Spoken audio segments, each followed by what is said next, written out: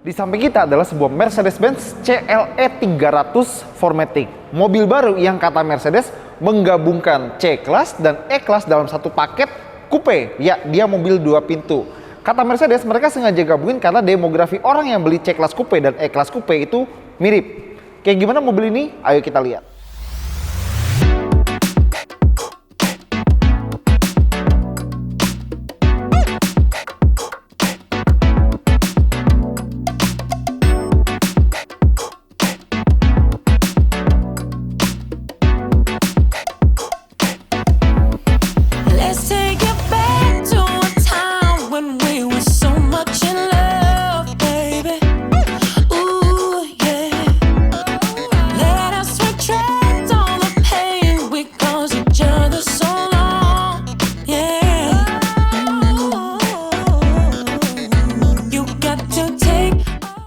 Kalau kita ingat dulu, Mercedes-Benz punya banyak banget varian 2 pintu dari varian regulernya. C-Class Coupe, E-Class Coupe, dan S-Class Coupe. Tapi, satu-satu pada di-cut. Sekarang udah nggak ada lagi S-Class Coupe, adanya sedan. Dan sekarang E-Coupe hilang, C-Coupe hilang, gantinya ini. Ya, kelihatan lah pasar mobil 2 pintu sekarang kayak gimana. Padahal sekarang Ford Mustang lagi laku-lakunya tuh. Ya udahlah, kalau dari luar, mobil ini lebih deket ke E-Class daripada C-Class. Bisa dilihat dari lampu depannya yang ada 2 garis LED kecil kalau nyala. Jadi seolah-olah merepresentasikan bahwa ini adalah sebuah E-Class tapi versi coupe. Dan ini adalah varian AMG line atau AMG line, makanya body kitnya sporty dan di grillnya banyak bintang-bintang Mercedes kecil yang menemani satu logo Mercy yang sangat besar di bagian depannya. Nah, ini kan varian AMG line, jadi peleknya harus yang sporty kayak body kitnya. Dia pakai pelek 19 inci dan dia belang depan belakang. Jadi yang belakang itu lebih lebar daripada yang depan. Depan ini 245/40 R19, belakang 275/35 R19. Dan ini adalah CLE 300 4MATIC, berarti dia penggerak 4 roda. Jarang-jarang, soalnya biasanya C-Class Coupe atau E-Class Coupe yang lain itu penggerak roda belakang aja. Ini AWD alias penggerak 4 roda permanen. Nah, dia pakai ban Goodyear Eagle. Ini ban bagus nih, ban mahal pula. Plus itu, dia adalah ban run flat tire. Jadi, kalau misalnya amit-amit kena paku, kena pecahan atau apa-apa yang tajam dan dia kempes, tetap bisa dipakai jalan tapi jarak dan kecepatannya terbatas. Dan kalau emang udah kena kayak gitu, nggak bisa ditambal, harus ganti baru. Harganya? Ya tahu sendirilah, Mercy loh. Di spionnya ada kamera, berarti mobil ini sudah punya all around view monitor alias kamera 360 derajat depan, kanan, kiri, belakang, biar parkirnya lebih gampang dan mobil 2 pintu ini tidak mudah kebaret sama katakanlah trotoar, mungkin batu yang jadi patokan parkiran dan masih banyak lagi. Nah, Mercedes-Benz itu kalau mau bikin mobil 2 pintu, biasanya mereka ambil effort lebih buat bikin pintu frameless kayak begini. E-Class lama yang coupe begini, S-Class dulu juga begini, dan CLE pun begini. Nah, khas mobil frameless, jadi kalau misalnya kita buka atau tutup, kita buka dulu deh, kita tutup. Nah, kita bisa lihat kalau jendelanya itu pas kita buka pintu, jendelanya bakal turun dikit. Kenapa? Soalnya kalau misalnya jendelanya begini aja, tidak naik atau turun, pas kondisi tertutup, kaca ini bisa naik dikit untuk menjadi seal antara udara bagian luar dan bagian dalam mobil, biar air di luar itu nggak rembes ke dalam. Jadi memang cantik tapi ada effort lebih biar mobil ini tetap aman sebagaimana mobil pada biasanya. Dan kaca depan doang yang bisa naik turun, kaca belakang enggak. Padahal E-Class Coupe dulu kacanya bisa naik turun, tapi dia lebih mirip ke C-Class Coupe yang kacanya fix, nggak bisa naik turun. Dan dia pakai door handle yang biasa, bukan yang pop up kayak S-Class. Bagian depan udah, bagian samping udah, sekarang kita bahas bagian belakangnya. Jadi kalian bisa lihat sendiri dari desain overall, dia benar-benar cantik, anggun, dan flowing sebagaimana Mercedes pada umumnya. Mungkin pendekatan desainnya emang berbeda 180 derajat sama BMW 4 Series yang lebih berani, apalagi gara-gara hidung yang gede itu. Ini lebih tradisional. Jadi kalau misalnya kalian customer BMW mungkin nggak akan melirik ini, dan begitu juga kebalikannya. Kalau kalian suka mobil ini mungkin nggak akan suka 4 Series. Oke, balik ke bagian belakang, dia punya lampu yang seolah-olah nyambung dari kanan ke kiri, dan kalau kita unlock mobil ini bakal ada animasi yang keren di lampu belakangnya. Kita lihat, ya dia nyala dan menyala lagi lebih terang. Nah, panel hitam yang di tengah situ, yang hitam, itu bukan lampu, itu cuma panel hitam untuk menyambungkan lampu kiri sama kanannya. Lampu rem ketiganya tetap di balik kaca belakang. Nah, karena ini Mercedes-Benz, di balik logo Mercedesnya ada kamera mundur yang cuma nongol kalau kita masuk gigi mundur. Nah, lagi-lagi body kitnya AMG line, jadi sporty. Dan kebiasaan Mercedes-Benz, kita lihat, udah bisa tebak apa?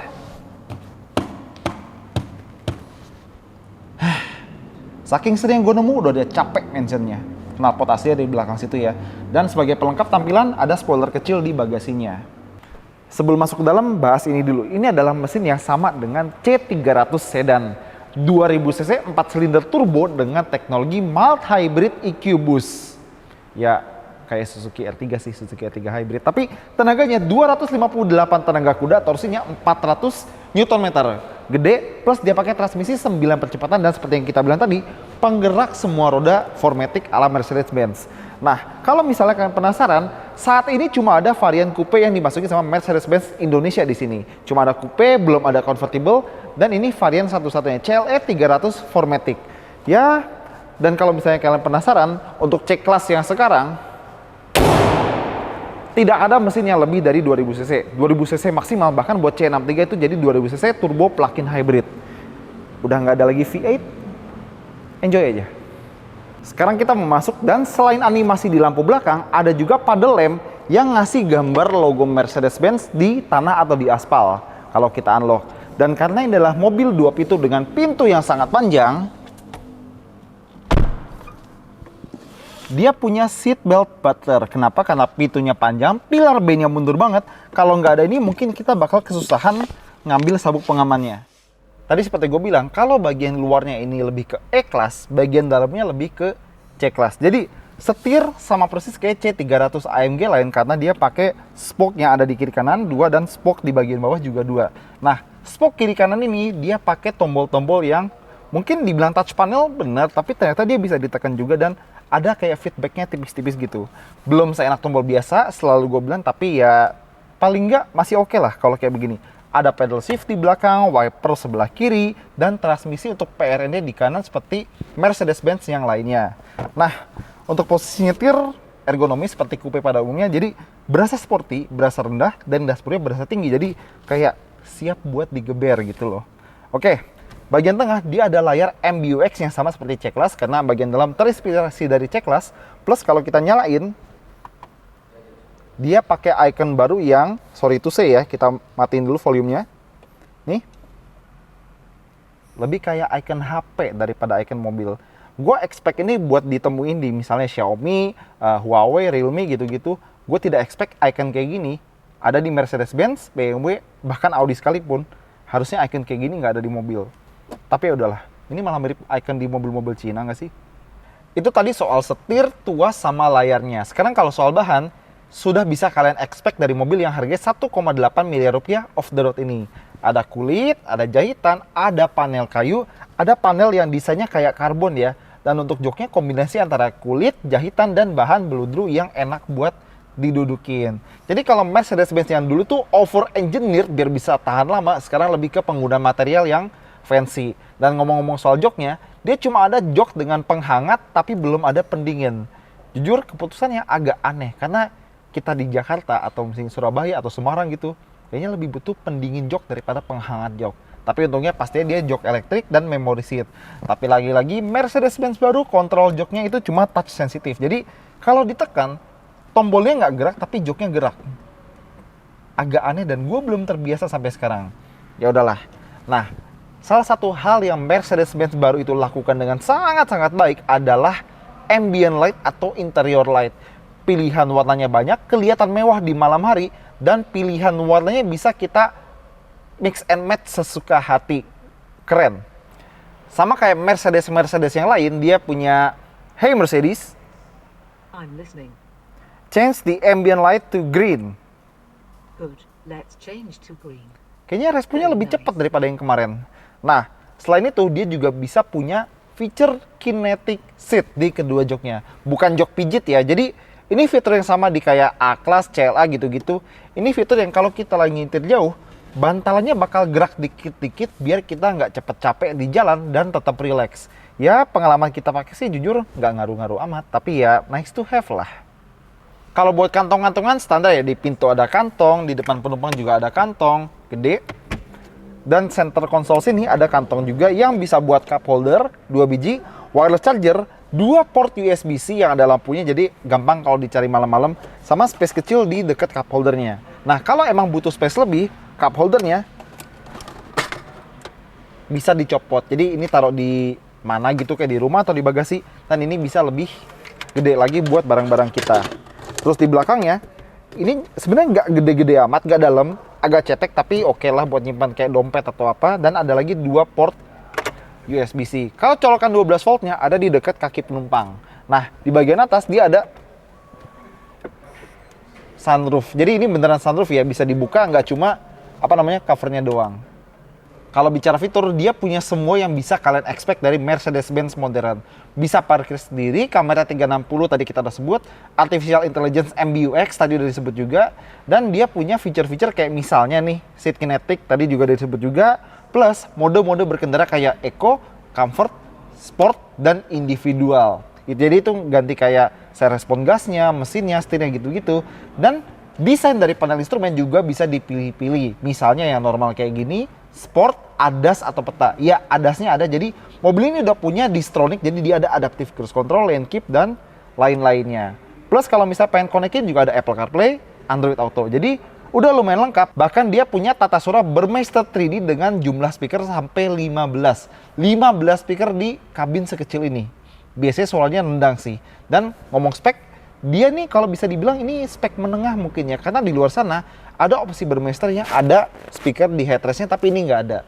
Ya, speknya udah cukup lumayan kok buat sebuah Mercedes CLE ini. Ya, kita keluar lagi karena kita mau masuk ke jok belakangnya. Ya, mobil 2 pintu ini punya jok belakang dan pasti ngaksesnya tidak mudah ya. Jadi, kalau misalnya jok depannya begini, kita tarik dulu tuasnya. Tarik. Dia bakal maju otomatis, lama. Tapi kita bisa masuk. Aduh, yoga dulu seperti biasa. Kita tarik, dia nggak otomatis mundur biar kaki kita nggak kejepit ya. Jadi tarik, minta tolong sama orang yang di depan buat mundurin joknya biar dia bisa duduk. Oke, tinggi gue 178, pala mentok, kaki ya gue yakin nggak nyaman. Ada cup holder, ada kantong, ada ambient light, ada speaker, kacanya kecil, dan ada jok yang bisa dilipat buat ngakses barang ke bagasi. Jadi biarpun sempit masih dikasih kenyamanan tipis-tipis. Biarpun gue yakin nggak ada satupun orang yang mau duduk di sini. Ada AC, ada kantong. Udahlah, keluar yuk. Terakhir bagasinya, pastinya udah otomatis power tailgate, bisa pencet tombol atau bisa sliding. Dan selalu berhasil. Ada kok merek yang kadang-kadang di sliding nggak kebuka. Nah, lihat, dia cukup gede. Bahkan buat tas segede ini. Jadi kalau misalnya diusir sama bini, bagasinya cukup kok. Tutup deh. Oke, jadi gimana kesimpulan soal Mercedes-Benz CLE ini? Jadi ini adalah sebuah efisiensi atau perampingan. Jadi menyatukan C-Class dan E-Class sebagai sebuah coupe, ya, di mana mereka lihat kalau orang yang beli C-Class dan E-Class coupe itu kurang lebih orangnya sama. Ciri khas Mercedes tetap ada, luar dalam cantik, teknologi sangat diutamakan, lampu kabin yang luar biasa cakep apalagi kalau malam, dan mesin yang cukup powerful, buat harian pun masih oke. Dan kalau pakai ini pasti gampang banget buat dapetin nomor HP cici-cici pik, gampang banget. Oke, itu aja dari kita, thank you udah nonton, jangan lupa jempolnya, komentar, dan subscribe.